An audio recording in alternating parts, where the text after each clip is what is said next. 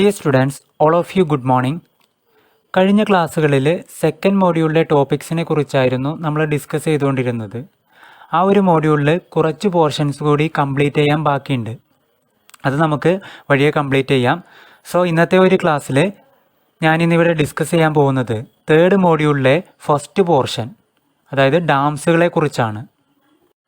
അതിൽ ഡാംസുകളെ കുറിച്ച് വരുന്ന ജനറൽ ഇൻട്രൊഡക്ഷൻ പാർട്ടാണ് ഇവിടെ ഡിഫൈൻ ചെയ്തിരിക്കുന്നത്. എന്താണെന്ന് നോക്കാം. A dam is a hydraulic structure constructed across a river to store water on its upstream side. It is an impervious or fairly impervious barrier put across a natural stream so that the reservoir is formed. This water is then utilized and when it is needed. ഒരു dam എന്ന hydraulic സ്ട്രക്ചറിനെ കുറിച്ചാണ് ഇവിടെ പറഞ്ഞിരിക്കുന്നത്. Dams മെയിനായിട്ട് construct ചെയ്യുന്നത് നമ്മൾ മുന്നേ പറഞ്ഞു ഡൈവേർഷൻ ഹെഡ് വർക്കുകളെ കുറിച്ചല്ലേ. അവിടെ ഹെഡ് വർക്ക് കൺസ്ട്രക്ട് ചെയ്യുന്നത് റിവേഴ്സിന് എക്രോസ് ആയിട്ടായിരുന്നു അല്ലേ. അതുപോലെ തന്നെ ഡാംസ് എന്ന ഹൈഡ്രോളിക് സ്ട്രക്ചറും കൺസ്ട്രക്ട് ചെയ്യുന്നത് റിവേഴ്സിന് എക്രോസ് ആയിട്ട് തന്നെയാണ്. ഇതൊരു ഇംപെർവിയസ് ഓർ ഫെയർലി ഇംപെർവിയസ് ആയിട്ടുള്ള ബാരിയേഴ്സ് ആണ്. ഇംപെർവിയസ് മീൻസ് നോൺ പോറസ് ആയിട്ടുള്ളതാണ്. ഇവിടെ ഇങ്ങനെ ഇംപെർവിയസ് ബാരിയേഴ്സ് നമ്മൾ നാച്ചുറൽ സ്ട്രീംസിന് എക്രോസ് ആയിട്ടാണ് കൺസ്ട്രക്ട് ചെയ്യുന്നത്. സോ അതിലൂടെ അവിടെ ഒരു റിസർവോയർ ഫോം ചെയ്യുന്നുണ്ട്. അങ്ങനെ സ്റ്റോർ ചെയ്യുന്ന വെള്ളത്തെ നമ്മുടെ വിവിധ ആവശ്യങ്ങൾക്ക് വേണ്ടിയിട്ട് യൂസ് ചെയ്യുന്നുണ്ട്. Due to the construction of a dam, water level in the river at its upstream side is very much increased and a large area may be submerged depending upon the water spread of the reservoirs of formed. ഇവിടെ എന്താ പറഞ്ഞിരിക്കുന്നത് വെച്ചാൽ, ഒരു dam construct ചെയ്യുന്നതിലൂടെ ഡാംസിൻ്റെ upstream സൈഡിലുള്ള water level increase ചെയ്യുന്നുണ്ട്. Because നമ്മൾ വാട്ടർ സ്റ്റോർ ചെയ്യാണ് ഇവിടെ ചെയ്യുന്നത്. ഒരു റിവറിൻ്റെ കേസിൽ കണ്ടിന്യൂസ് ആയി വെള്ളം വന്നുകൊണ്ടിരിക്കുന്നുണ്ടല്ലേ, അതിലാണ് നമ്മൾ ഡാംസ് കൺസ്ട്രക്ട് ചെയ്യുന്നത്. സോ വാട്ടർ ലെവൽ അവിടെ ഓട്ടോമാറ്റിക്കലി റൈസ് ചെയ്യുന്നുണ്ട്. ഇതുമൂലം ഒരു ലാർജ് ഏരിയ സബ്മേർജ്ഡ് ആയിട്ട് പോകുന്നുണ്ട്. സബ്മേർജ്ഡ് മീൻസ് വെള്ളത്തിന് അടിയിലാവുക. അങ്ങനെ ഒരു ലാർജ് ഏരിയയിൽ റിസർവോയർ ഫോം ചെയ്യും. ഇത്രയുമാണ് ഒരു ഡാമിൻ്റെ ഡെഫിനിഷൻ പാർട്ടിൽ പറഞ്ഞിട്ടുള്ളത്. Next, type of dams. ഈ കാണിച്ചിരിക്കുന്ന ടേബിളിൽ ഡാംസിൽ വരുന്ന ബേസിക് ക്ലാസിഫിക്കേഷൻസിനെ കുറിച്ചാണ് പറഞ്ഞിരിക്കുന്നത്. അതിൽ ഡാംസിൽ വരുന്ന മെയിൻ ക്ലാസിഫിക്കേഷൻസ് ഏതൊക്കെയാണെന്ന് നോക്കാം. First one, classification according to use. യൂസിനെ ബേസ് ചെയ്ത് വരുന്ന ക്ലാസിഫിക്കേഷനാണ്. അതിൽ വരുന്ന ടൈപ്സ്, മേജർ ടൈപ്സ് ഏതൊക്കെയാണെന്ന് നോക്കാം. Storage dam. സ്റ്റോറേജ് ഡാമിന് എക്സാമ്പിൾസ് പറഞ്ഞിട്ടുണ്ട്. Gravity dam, earth dam, rock fill dam, arch dam etcetera. യൂസിൽ ബേസ് ചെയ്ത് വരുന്ന നെക്സ്റ്റ് ടൈപ്പാണ് ഡൈവേർഷൻ ഡാം.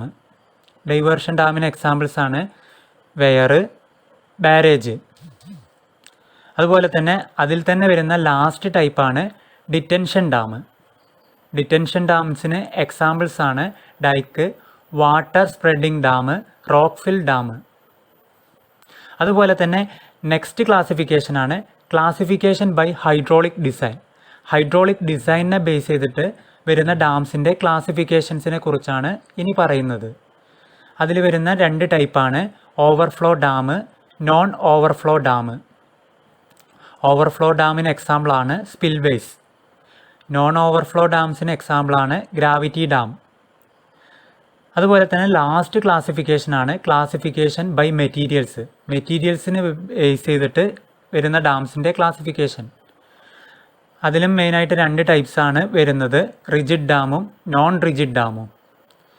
റിജിഡ് ഡാമിന് എക്സാമ്പിളാണ് gravity dam, arch dam, buttress dam, steel dam, timber dam. Non rigid ഡാംസിന് എക്സാമ്പിളാണ് earth dam, rock fill dams. നമ്മൾ ഡാംസിൽ വരുന്ന ഡിഫറെൻറ്റ് ക്ലാസിഫിക്കേഷൻസിനെ കുറിച്ച് പറഞ്ഞു അല്ലേ. അതിലെ ആദ്യത്തെ ടൈപ്പാണ് ക്ലാസിഫിക്കേഷനാണ് ക്ലാസിഫിക്കേഷൻ അക്കോർഡിംഗ് ടു യൂസ്. യൂസിനെ ബേസ് ചെയ്ത് വരുന്ന ക്ലാസിഫിക്കേഷൻ. ആ ഒരു ക്ലാസിഫിക്കേഷനിൽ വരുന്ന ഫസ്റ്റ് ടൈപ്പാണ് സ്റ്റോറേജ് ഡാംസ്. ആ സ്റ്റോറേജ് ഡാമിനെ പറ്റിയാണ് ഇനി ഡിഫൈൻ ചെയ്യാൻ പോകുന്നത്. Storage dam. Storage dams are constructed to store water during the rainy season when there is a large flow in the river The stored water is utilized later during the period when the flow in the river is reduced. ഇതെന്താ പറയുന്നതെന്ന് വെച്ചാൽ rainy season സമയത്ത് റിവറിൽ excess ആയിട്ട് water വരുന്നുണ്ടല്ലേ. ഒരു heavy റെയിനൊക്കെ ആണെങ്കിൽ അവിടെ ഒരുപാട് water വരുന്നുണ്ട് റിവറിൽ. അപ്പോൾ ആ റിവറിൽ ഉണ്ടാവുന്ന ലാർജ് ഫ്ലോ വാട്ടറിനെ നമ്മൾ സ്റ്റോറേജ് ഡാമിലേക്ക് സ്റ്റോർ ചെയ്യുന്നു. ഒരു സ്റ്റോറേജ് ഡാം അതിനെ അക്രോസ് ആയിട്ട് കൺസ്ട്രക്ട് ചെയ്യുന്നുണ്ട്. അവിടെ നമ്മൾ വാട്ടറിനെ സ്റ്റോർ ചെയ്യുന്നുണ്ട്. പിന്നീട് റിവറിലെ ലാർജ് ഫ്ലോ കുറയുമ്പോൾ അവിടെ സ്റ്റോറേജ് ഡാമിൽ സ്റ്റോർ ചെയ്ത വെള്ളത്തെ നമ്മൾ യൂസ് ചെയ്യുന്നു, റിവേഴ്സിലേക്ക് യൂസ് ചെയ്യുന്നുണ്ട്. അത്തരം ഡാംസുകളെയാണ് സ്റ്റോറേജ് ഡാംസ് എന്ന് പറയുന്നത്. സ്റ്റോറേജ് ഡാംസിന് 4 എക്സാമ്പിൾസ് ഇവിടെ പറഞ്ഞിട്ടുണ്ട്. Gravity dams, earthen dams, rock fill dams, arch dams. ഇതൊരു സ്റ്റോറേജ് ഡാമിൻ്റെ ഫിഗറാണ്. സ്റ്റോറേജ് ഡാമിൽ വരുന്ന എക്സാമ്പിൾസ് ആണ് gravity dam, earthen dam, rock fill dam, arch dam. അതിൽ ഗ്രാവിറ്റി ഡാമിൻ്റെ ഒരു സ്ട്രക്ചറാണ് ഇവിടെ കാണിച്ചിരിക്കുന്നത്.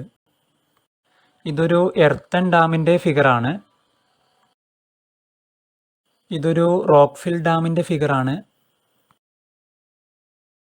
അറ്റ് ലാസ്റ്റ് ഇതൊരു ആർച്ച് ഡാമിൻ്റെ ഫിഗർ കൂടിയാണ് കാണിച്ചിരിക്കുന്നത്. ഒരു സ്റ്റോറേജ് ഡാമിൽ നിന്ന് വ്യത്യസ്തമായ ഒരു ടൈപ്പാണ് ഡൈവേർഷൻ ഡാം. ഒരു സ്റ്റോറേജ് ഡാം മെയിനായി ഫ്യൂച്ചർ യൂസിന് വേണ്ടി വാട്ടറിനെ സ്റ്റോർ ചെയ്യുകയാണ് ചെയ്യുന്നത്. പക്ഷേ ഒരു ഡൈവേർഷൻ ഡാം എന്ന് പറയുന്നത് a diversion dam is constructed for the purpose of diverting water of the river into an off taking canal. A diversion dam is usually of low height and has a small storage reservoir on its upstream. ഈ ഒരു dam കൺസ്ട്രക്ഷനിൽ river flow ചെയ്ത് diversion ഡാംസിൽ വരുമ്പോൾ അവിടെ ഒരു slight ആയിട്ടുള്ള water rising ആണ് ഉണ്ടാവുന്നത്. ആ ഒരു ഡൈവേർഷൻ ഡാം സ്ട്രക്ചറിൽ ഹെഡ്സ് നമ്മൾ പ്രൊവൈഡ് ചെയ്യുന്നുണ്ട്. ഈ ഹെഡ്സ് വാട്ടറിനെ ഒരു ഓഫ് ടേക്കിംഗ് കനാൽസ് വഴിയോ അല്ലെങ്കിൽ ഡിച്ചസ് വഴിയോ ഡൈവേർട്ട് ചെയ്യിപ്പിക്കുന്നുണ്ട്. അങ്ങനെ ഡൈവേർട്ട് ചെയ്യിപ്പിക്കുന്ന വാട്ടറിനെ നമ്മൾ നമ്മുടെ ആവശ്യങ്ങൾക്ക് വേണ്ടിയിട്ട് ഉപയോഗിക്കുകയാണ് ചെയ്യുന്നത്. ഇവിടെ അപ്സ്ട്രീമിൽ ഉണ്ടാവുന്ന വാട്ടറിൻ്റെ ഹൈറ്റ് എന്ന് പറയുന്നത് കുറവായിരിക്കും. അതുപോലെ തന്നെ അപ്സ്ട്രീം സൈഡിലെ സ്റ്റോറേജ് റിസർവോയറിൻ്റെ സൈസും സ്മോൾ ആയിരിക്കും. ഒരു ഡൈവേർഷൻ ഡാംസിന് എക്സാമ്പിൾസ് ആണ് വെയറും ബാരേജസും. വെയറിനെ കുറിച്ചും ബാരേജസിനെ കുറിച്ചുമൊക്കെ മുന്നത്തെ മോഡ്യൂളിൽ എക്സ്പ്ലെയിൻ ചെയ്ത് കഴിഞ്ഞതാണ്. അപ്പോൾ അതൊന്ന് ഒന്നുകൂടി നോക്കുക. ഇതൊരു ഡൈവേർഷൻ ഡാമിൻ്റെ ഫിഗറാണ് കാണിച്ചിരിക്കുന്നത്. നെക്സ്റ്റ് 2 ഫിഗേഴ്സ് എന്ന് പറയുന്നത് ഒന്ന് വെയറിൻ്റെയും അതുപോലെ തന്നെ ബാരേജസിൻ്റെയും ഫിഗർ കൂടി ഇവിടെ കൊടുത്തിട്ടുണ്ട്.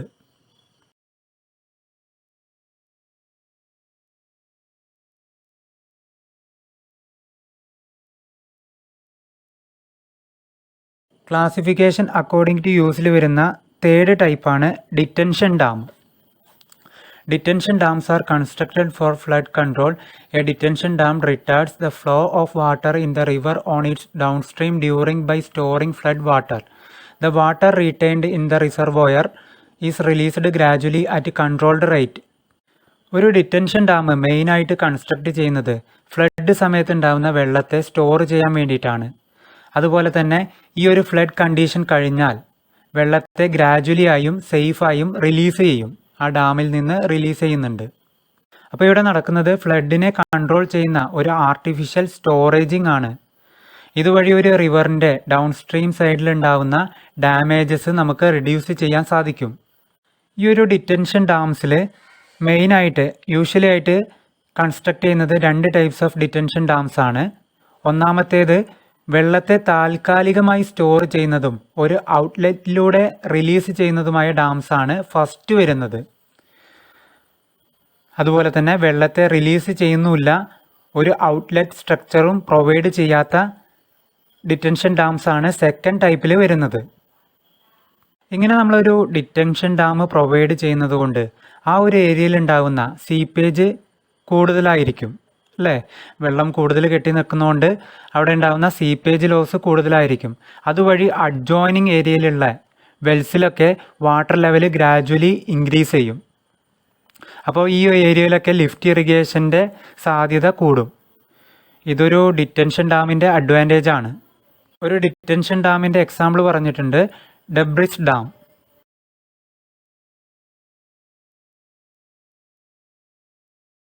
ഡാംസിൽ വരുന്ന അടുത്ത ക്ലാസിഫിക്കേഷനാണ് classification according to hydraulic design. Hydraulic ഡിസൈൻ്റെ ബേസിൽ മെയിനായി 2 ടൈപ്സാണ് വരുന്നത്.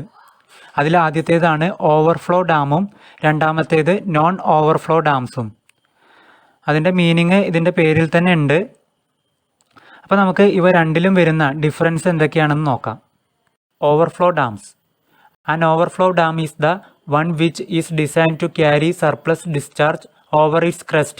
Its crest level is kept lower than the top of the other portion of dam. Overflow dams മെയിനായിട്ട് ഇവിടെ പേര് സൂചിപ്പിച്ചതുപോലെ തന്നെ ഇവിടെ ഒരു സർപ്ലസ് ഡിസ്ചാർജ് നടക്കുന്നുണ്ട്. സർപ്ലസ് ഡിസ്ചാർജ് എന്ന് പറഞ്ഞാൽ എക്സസായി വരുന്ന വെള്ളം ഡിസ്ചാർജ് ചെയ്യുന്നതിനെയാണ്. ഇവിടെ ഡാംസിൻ്റെ ക്രസ്റ്റിലൂടെ വാട്ടർ ഡിസ്ചാർജ് ചെയ്ത് അല്ലെങ്കിൽ ഓവർഫ്ലോ ചെയ്ത് പോകുന്നുണ്ട്. അപ്പോൾ ഇവിടെ ഓവർഫ്ലോ ചെയ്യുന്ന വാട്ടർ ഡൗൺ സ്ട്രീം സൈഡിലേക്ക് ഗ്ലൈഡ് ചെയ്തിട്ടാണ് ഇറങ്ങുന്നത്. ഇങ്ങനെയുള്ള ഒരു ഫീച്ചർ കൊണ്ട് ഡൗൺ സ്ട്രീമിൽ ഇറോഷനൊന്നും സംഭവിക്കുന്നില്ല. ഈ ഡാംസ് മെയിനായിട്ട് കോൺക്രീറ്റോ മേസണറി സ്ട്രക്ചേഴ്സോ ആയിട്ടായിരിക്കും കൺസ്ട്രക്റ്റ് ചെയ്യുന്നത്. ഈ ഓവർഫ്ലോ ഡാംസിനെ തന്നെയാണ് നമ്മൾ സ്പിൽവേ എന്ന് പറയുന്നത്. Next, non overflow dam. A non overflow dam is the one in which the top of the dam is kept at A higher elevation than the maximum expected high flood level. ഈ ഒരു non overflow ഡാംസിൻ്റെ കേസിൽ ഡാംസിൻ്റെ crest level വരുന്നത് ഒരു higher എലിവേഷനിലാണ്. ഇവിടെ ഒരു higher ഫ്ലഡിങ്ങിനെയും overflow ചെയ്യാതെ തന്നെ store ചെയ്യാൻ വേണ്ടി സാധിക്കും. Water is not permitted to over top the dam, hence the non overflow dam may be constructed of wide variety of materials such as earth, rock fill, masonry, concrete etcetera. ഇവിടെ എന്താണ്, വാട്ടറിനെ overflow ചെയ്യാൻ വേണ്ടിയിട്ടുള്ള ഒരു സാഹചര്യം ഈ ഒരു സ്ട്രക്ചറിൽ ഉണ്ടാക്കുന്നില്ല. അതുപോലെ വെറൈറ്റി ഓഫ് മെറ്റീരിയൽസ് യൂസ് ചെയ്തിട്ടാണ് നോൺ ഓവർഫ്ലോ ഡാംസിൻ്റെ കൺസ്ട്രക്ഷൻ നടത്തുന്നത്. ഒന്നെങ്കിൽ റോക്ക് ഫിൽ ആയിരിക്കാം, അല്ലെങ്കിൽ കോൺക്രീറ്റ് ആയിരിക്കാം, അതുമല്ലെങ്കിൽ മേസണറി കൺസ്ട്രക്ഷനും ആയിരിക്കാം. ഒരു നോൺ ഓവർഫ്ലോ ഡാം കൺസ്ട്രക്ട് ചെയ്തിരിക്കുന്ന ഫിഗറാണ് ഇവിടെ കാണിച്ചിരിക്കുന്നത്. Classification according to material. മെറ്റീരിയൽസിനെ ബേസ് ചെയ്ത് വരുന്ന 2 ടൈപ്സിനെ പറ്റിയാണ് ഇനി നമ്മൾ ഡിസ്കസ് ചെയ്യുന്നത്. അതിൽ വരുന്ന ആദ്യത്തെ ടൈപ്പാണ് റിജിഡ് ഡാമും സെക്കൻഡ് ടൈപ്പാണ് നോൺ റിജിഡ് ഡാമും. Rigid dams. Rigid those which are constructed of rigid material such as dams are concrete, timber etcetera. These dams deflect and deform very little masonry when subjected to water pressure and other forces. Rigid dam എന്ന് പറയുന്നത് ഇവിടുത്തെ use ചെയ്തിട്ടുള്ള മെറ്റീരിയൽസിനെ base ചെയ്തിട്ടാണ്. Rigid ഡാംസിൻ്റെ കൺസ്ട്രക്ഷനിൽ rigid materials use ചെയ്താണ് ഡാംസിനെ നിർമ്മിച്ചിരിക്കുന്നത്. റിജിഡ് മെറ്റീരിയൽസിന് എക്സാമ്പിൾസ് പറഞ്ഞിട്ടുണ്ട്, കോൺക്രീറ്റ്, ടിമ്പർ എക്സെട്ര. ഇവിടെ വാട്ടറിൻ്റെ പ്രഷർ കാരണമോ വാട്ടർ ഫോഴ്സസ് കാരണമോ ഉണ്ടാകുന്ന ഡീഫോർമേഷനും ഡിഫ്ലക്ഷനും ഒക്കെ ഈ ഡാമിൻ്റെ കേസിൽ കുറവായിരിക്കും. റിജിഡ് ഡാംസിന് എക്സാമ്പിൾസ് പറഞ്ഞിട്ടുണ്ട്, concrete gravity dam, solid masonry dam, arch dam, steel dam, timber dams.